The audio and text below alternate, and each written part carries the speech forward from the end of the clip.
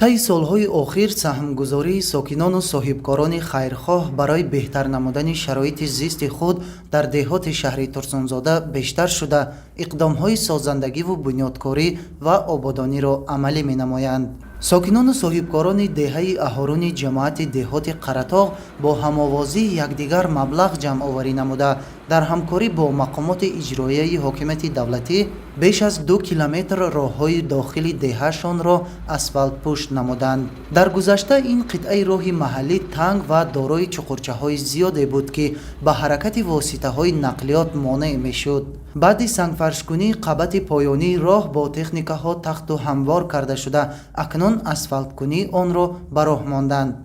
این راه پیش بسیار مشکل بود، 3 متر شده مانده بود.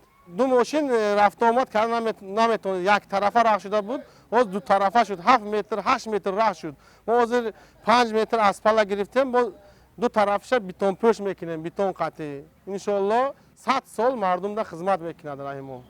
جهت بهتر و خوبتر انجام دادن کارهای تعمیری از مصالح خوشصفت وطنی و تکنیک‌های راهسازی استفاده برده می شود. بعد پورا منفرش نمودن راه وسیع گردیده حرکت بی‌ممانعیت نقلیات تامین کرده می شود.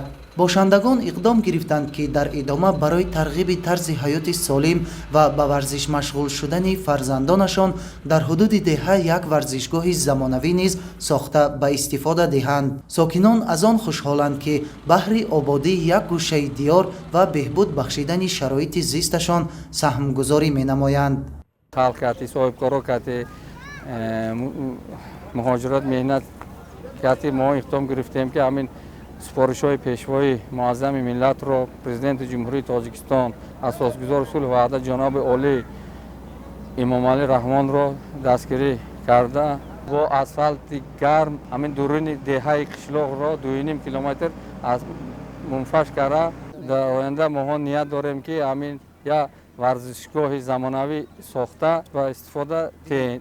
دوام 10 ماه سال 2024 در شهر ترسونزاده بیشتر از 80 کیلومتر راه‌های اهمیت جمهوریوی و محلی داشته منفرش و بتونپوش کرده شدند که چنین اقدام‌های سازندگی و بنیادکاری در آینده نیز به راه مانده می شود.